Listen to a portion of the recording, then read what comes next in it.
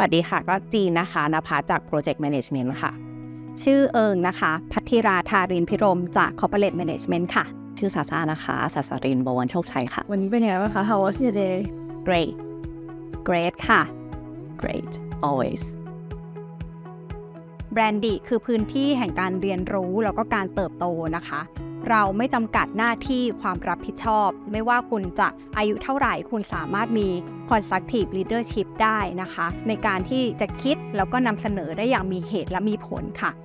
ที่แบรนด์เราคุยกันเรื่องวิธีคิดแล้วก็ mindset เยอะค่ะหลายคนอาจจะมองเนาะมันเป็น soft side หรือเปล่าแต่เราเชื่อว่าสารตั้งต้นทางความคิดที่ถูกต้องเนี่ยเป็นสิ่งที่จะทำให้งานมันออกมาดีแล้วก็มีประสิทธิภาพได้ละกันแล้วคนแบบนี้เอาจริงๆหายากการทำงานที่นี่ค่ะต้องบอกว่ามันเป็นมากกว่าการทำงานแต่ว่ามันเป็นเหมือนการใช้ชีวิต That's why เราถึงมี culture ที่เรียกว่า work life harmony ที่แบรนด์เองเราสอนให้คนของเราเนี่ยใช้เวลาไปกับสิ่งที่มันจะสร้าง impact ให้ตั้งแต่ในระดับของตัวเราเองเลยไปจนถึงคนรอบข้างงานของลูกค้าแล้วก็สังคมไปจนถึงโลกใบนี้ค่ะถ้าในเรื่องของความเชื่อแล้วก็การทำงานเนี่ยไม่ได้มีอะไรเปลี่ยนแปลงไปเลยนะคะแต่สิ่งที่เปลี่ยนไปเลยคือการก้าวกระโดดทางการเติบโตค่ะเราได้เห็นแบรนดีทั้งในเวทีไทยแล้วก็เวทีโลกนะคะรวมถึงการได้เข้าไป transform ให้กับองค์กรระดับชั้นนำของประเทศมากมายแบรนดีไม่เปลี่ยนนะคะแต่จีนนี่แหละที่เปลี่ยนวิสัยทัศน์ความคิดหรือความเชื่อของแบรนดีเนี่ยเหมือนเดิมเลยตั้งแต่วันแรกเปลี่ยนที่จีนนี่แหละที่มีมุมมองที่เปลี่ยนไปต่อมันจากเป็นคนที่ไม่เข้าใจทุกวันนี้ก็เป็นคนที่เข้าใจแล้วก็สามารถทำให้คนอื่นเข้าใจได้ด้วยค่ะต้องบอกว่าแตกต่างแต่เหมือนเดิมนะแตกต่างในที่นี้ก็มีทั้งเรื่องของ speed scope แล้วก็ scale speed ในการทำงานนะคะที่มีความไดนามิกมากขึ้นแล้วส่วนในเรื่องของ scope เองก็ทั้งในมิติของความท้าทายของงานที่มีโจทย์ซับซ้อนมากยิ่งขึ้นก็หลีดไปที่ scale งานที่ใหญ่ขึ้นเรารู้เลยว่างานที่เราทำเนี่ยมันสร้าง impact สิ่งเหล่านี้ก็เกิดขึ้นมาจากรากเหง้าของคำว่าความเหมือนในที่นี้นะคะก็เหมือนตั้งแต่ในวิธีคิดไม่ว่าจะเป็นเรื่องของ good to great แล้วก็เรื่องของ3ที่ triple bottom line profit people แล้วก็ planet ตั้งแต่ทำงานที่นี่มาเนี่ยยังไม่มีโมเมนต์ไหนเลยที่คิดว่าเราลืมสิ่งเหล่านี้ไป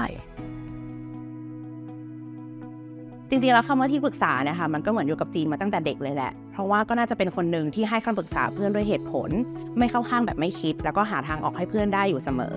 แต่พอมาทำงานที่แบรนดีเนี่ยก็เจอเลยว่า share value ของเรากับแบรนดีก็คือการเป็น part of the solution ไม่ใช่ part of the problem คิดว่าเป็น positive energy ค่ะเพราะว่าสิ่งที่ได้เรียนรู้จากแบรนดีก็คือคำนี้ไม่ได้แปลว่าโลกสวยมันอาจจะมาในรูปแบบของการสอนการเตือนหรือแม้กระทั่งการดุแต่ถ้าเกิดว่า mindset ตั้งต้นของเรามันคือการที่อยากให้ทีมเนี่ยสามารถแก้ปัญหา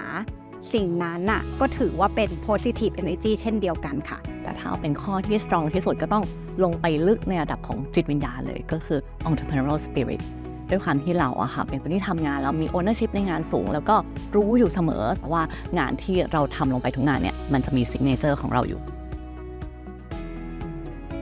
แบรนดีสอนให้เราเป็นคนที่ได้เรื่องแล้วกันค่ะถ้าพูดภาษาที่อาจจะวิชาการขึ้นมาหน่อยก็เราเป็น human capital ที่มีคุณภาพซึ่งเราเชื่อว่าถ้าเกิดว่าคนของเราเนี่ยเป็น human capital ที่มีคุณภาพแล้วไม่ว่าคุณจะอยู่บทบาทไหนในการใช้ชีวิตในสังคมเนี่ยเราเชื่อว่ามันจะดีแน่นอนการใช้ชีวิตของจีในทุกวันนี้เอาจริงๆก็เหมือนได้อะไรหลายอย่างมาจากแบรนดีแล้วก็แบรนดีทุกคนเลยตั้งแต่เรื่องที่เล็กที่สุดไปจนถึงเรื่องที่มันจำเป็นต่อการทำงานเลยค่ะสิ่งสำคัญเลยก็คือความเชื่อใน good to great นะคะเพราะว่าสิ่งนี้สามารถแอพพลายได้กับทั้งเรื่องของการทำงานแล้วก็การใช้ชีวิตเราสามารถที่จะพัฒนาตัวเองเนี่ยในทุกๆวันให้มันเป็น greater version ในแบบฉบับของตัวเองทำงานที่แบรนดีเนี่ยเราจะได้เจอความท้าทายใหม่ที่ทำให้เราเนี่ยได้คิดได้แก้ปัญหานะคะดังนั้นเนี่ยสภาพสังคมในแบรนดีเนี่ยเต็มไปด้วย talent ที่มีคุณภาพ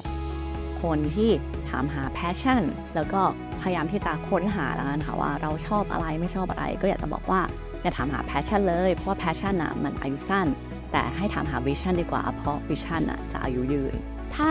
คุณอยากทำงานที่ง่ายสบายหรือว่าชิลๆเนี่ยจริงอยากให้ข้ามแบรนดีไปเลยค่ะแต่ถ้าอยากเป็นส่วนหนึ่งของ impact ที่ยิ่งใหญ่มองความท้าทายให้เป็นเรื่องสนุกแล้วก็อยากเปลี่ยนอุปสรรคให้เป็นโอกาสมาคุยกันได้เลยค่ะโลกที่หมุนเร็วแล้วก็พร้อมสำหรับอนาคต เป็นโลกที่โอกาสเป็นของคนที่สร้างมันขึ้นมาค่ะ เป็นโลกที่สร้างโลกที่ดีกว่าให้กับคนอีกมากมายเลยค่ะ